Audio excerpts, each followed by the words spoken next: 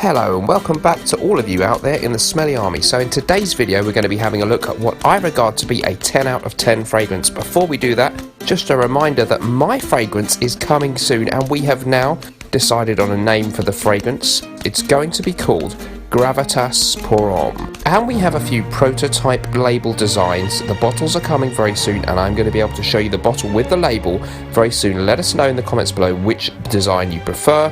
We can tweak them all. Be interested to know your thoughts. More importantly, what's this fragrance going to smell like and how is it going to make you feel? Well, it's going to make you feel something like these guys.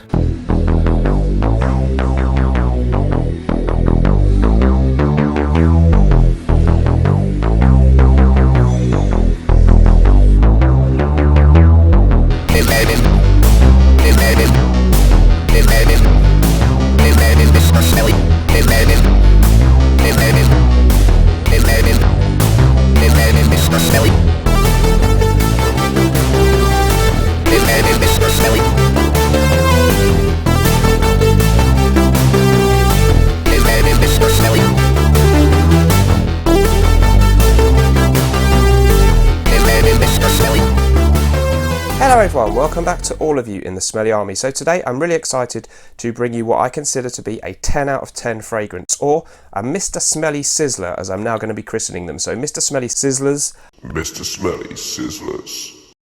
will be 10 out of 10 fragrances. Excited? Yes, I thought you would be. So the first one that I want to feature in this new concept series is Amber Cologne by the house of Bortnikoff. Bortnikov is a company based out in Asia.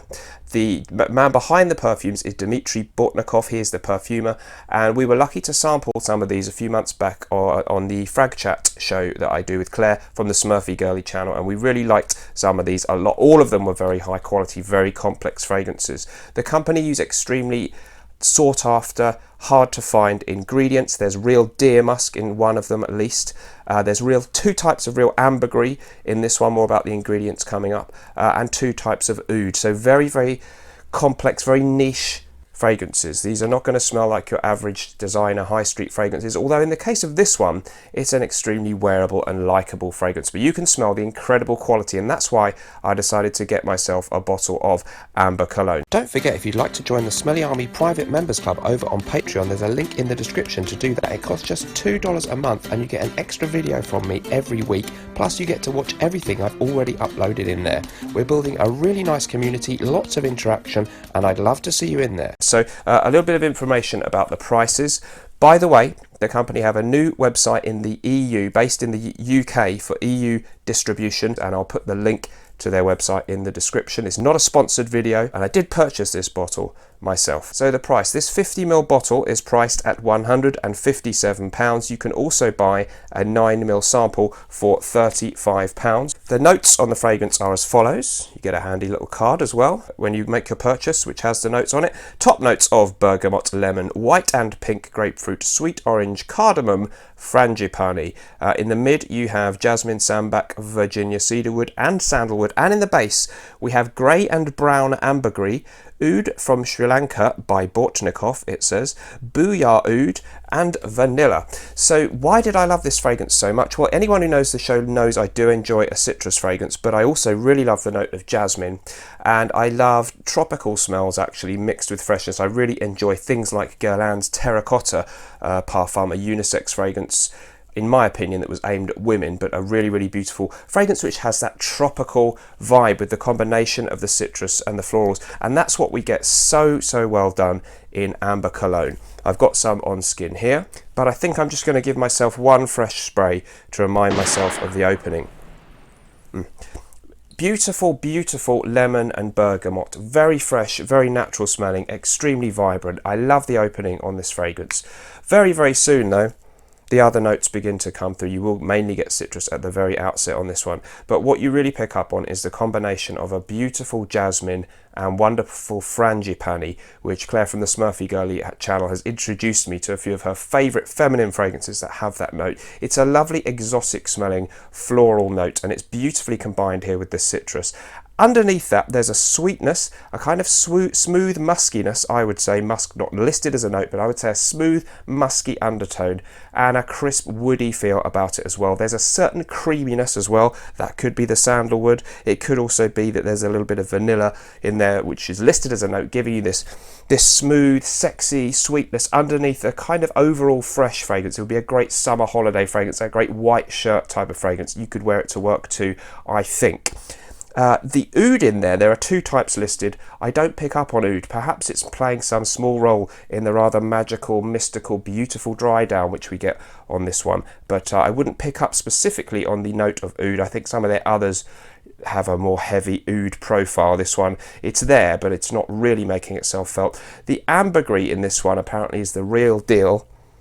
And it's got a really, really beautiful crispness and a sort of subtle musky sweetness in the dry down. Perhaps that is the ambergris playing that role. I don't profess to be the biggest expert on picking out notes, and I must admit I've yet to smell the real product of the whale's digestive tract, but hopefully one day I can.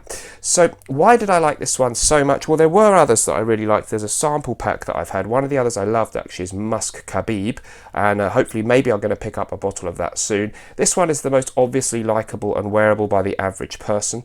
Longevity, very, very good. Projection, decent, not amazing, just a good, regularly quite nice performer in terms of how much it pumps out, but it lasts ages. An eau de parfum concentration, and it really clings to your skin for a long time. But it's not obnoxious in projection, but then you probably don't want it to be with this kind of fragrance. The other thing I really like about this is it's not a totally common type of fragrance category. It's sort of a citrus aromatic, but really it's a citrus, floral and woody combination, and we don't necessarily get a lot of fragrances that obviously fit into that category.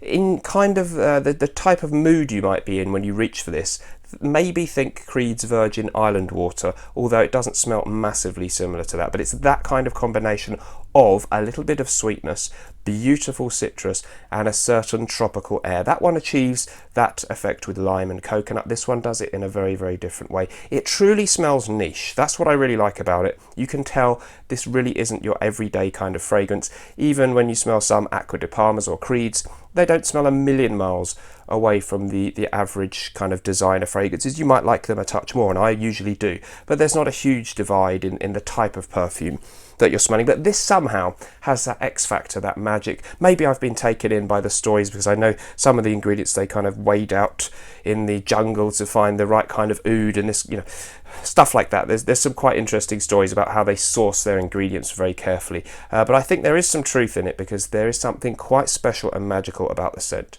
So for something really, really wearable, great place to start with this house, Amber Cologne, a different kind of cologne. Amber, by the way, I think they're referring to ambergris rather than the kind of amber-coloured rocky stuff that congeals out in the mountains and is another sort of warming, sweet kind of accord that we get in some fragrances. I think we're just talking about the ambergris note. So if you like your Creeds and you like that kind of stuff, if you like a bit of exoticism combined with citrus and you want to sample a really true niche small fragrance house with lovely presentation that's not cheap, but in my opinion the case of this one is well worth it, then Amber Cologne from Bortnikov is a stunner. Hoping to review some more of their stuff very soon. Hope to see you over in the Patreon group, the Smelly Army Private Members Club soon. If not, check me out in the next video here on YouTube. Thanks ever so much for joining me. Remember, whatever you're doing in life, let's project. Bye bye.